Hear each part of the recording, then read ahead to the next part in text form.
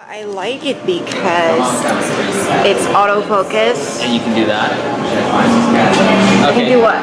No, you can do that. Yeah. So Yeah, cool. And it's light and small. This is a 28 to like 70 millimeter equivalent, so you get a lot of it. Now I have my real camera in my backpack. Yeah. Which is my Panasonic. I love the matcha latte. Might have one of these to go. Hi, Nia Reelers. I'm walking backwards. And who's joining me? Come meet them. First up, we're at Usagi. A samurai rabbit called Usagi Ojimbo. Oh, now it rings a bell.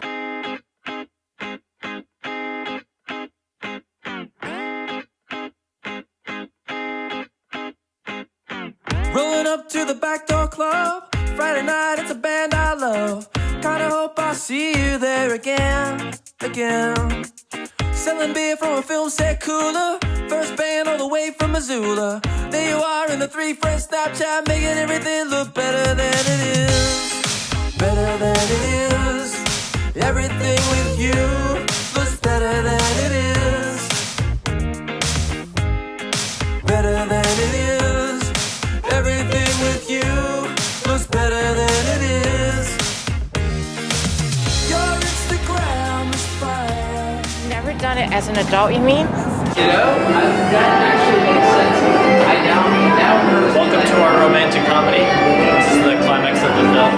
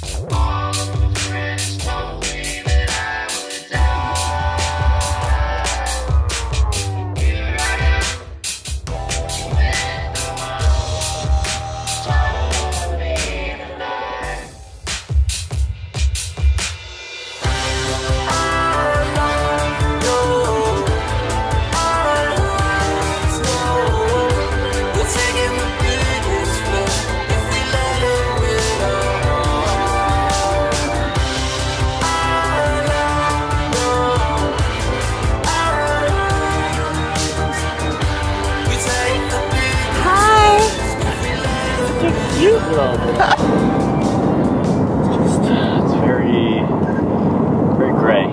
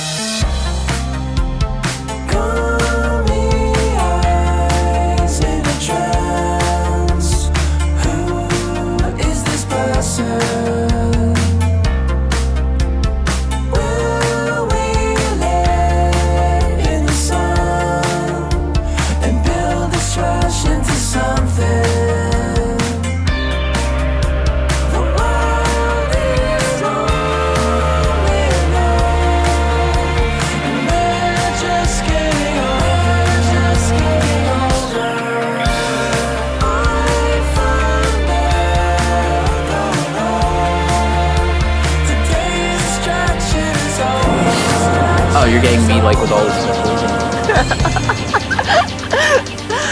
It's so beautiful. I like this because it's like a photo that no one gets. Ooh, and you got the birds just now, didn't you?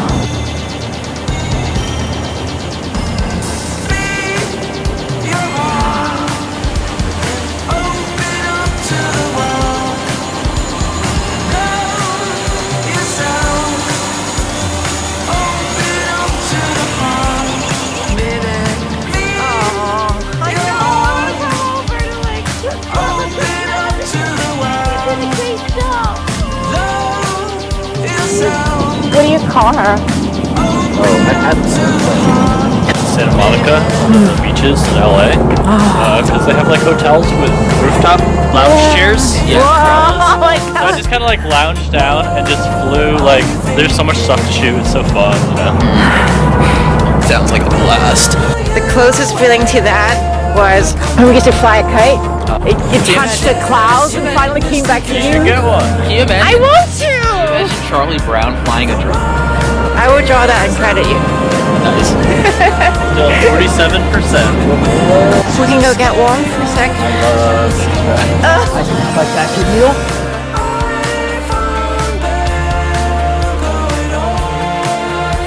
Today's distraction is over.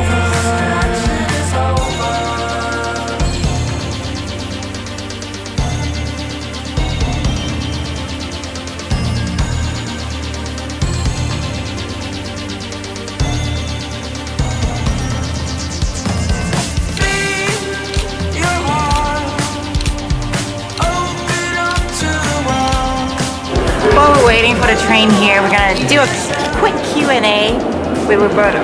Hey. What is the one tip that you would give creative people who wants to be more entrepreneurial? What advice would you give the business guys to be slightly more creative in their business? If you're a creative and you want to be more entrepreneurial, I would say that you have to actually look at what that means, because the reality is not everybody's an entrepreneur. Not everybody is meant or cut out for entrepreneurship. You could have entrepreneurial habits or tendencies, and you can learn about entrepreneurship. I don't think entrepreneurship can be taught. I do believe that it, like sports or athleticism, that sometimes you could learn it and you could just work hard to compensate for a lack of natural ability. If you try to make money on your art or your creativity, you have to get over the idea of being a sellout. If you can't get past that, you're not going to make it. That's like, that's why people have starving artist syndrome. The reality is, don't sell out. Don't do things that you don't believe in just to make money. Make money on the things you believe in. There's nothing wrong with that. Business people who want to be more creative, you're either creative or you're not. I think you could become more creative. I think you could start to stretch those muscles. But if you're not feeding yourself creativity, it's not going to happen. And here's the reality. It's probably better for you to accept your limitations there and to give more free reign and control to your creative team and to let them do things that make sense from a creative's point of view, and then you just figure out how to sell it. People should do the thing that they're good at, but you don't have to settle and say, well, I'll never be good at this, so I won't try. You can either partner with somebody, or you can put in the work to stretch those muscles and get it done. What are your thoughts on building on your strength or improving your weaknesses? Double down on your strengths, outsource your weaknesses when possible. If a weakness is a real vulnerability though, and it could really crush you, then you need to do something about that. It's gonna come back to, is this worthwhile? Can I actually fix this? Do I have the skills or the chops? Do I have the time? Do I have the money? Do I have access to the right people? There's serious hard questions you're gonna have to ask, and you're gonna have to live with the answer. What is your history with New York City? Did you live here? Do you like it here? I lived here, I worked here when I was a kid. I grew up here for a little bit. I traveled all over. I don't live here because New York City for me has to be a place I want to run to. If I live here, it'll be a place I run away from again. Oh. So that's my history. New York City is an old friend and sometimes lover, and it's not something that, in my opinion, is for me to marry. That's my answer. The next stop is East Broadway. So we went to this WIC event at WIC Lounge, and when they were like, okay, let's get to know one another, and I was looking around. Oh, I jumped first. Yeah. I went first, yeah. We're like, hi, I'm Roberto Blake, and this is what I do. This is my YouTube channel. So they were like, anyone else? And I was like, looking around. Me. So you inspire me. If I help somebody be brave, that's definitely huge, because I know how hard that is. Sometimes like people just wait for someone else to do it first. That's why I go first, like with everything. Not to mention that if I go first, I don't have to worry about chicking it out later, so. That is so true. Good tip. When your heart beats loud and you're out of trust, I don't know how we've come this far, but we're finding who we are. Never gonna love without you, never gonna fade away. Can we get this shit together and heal our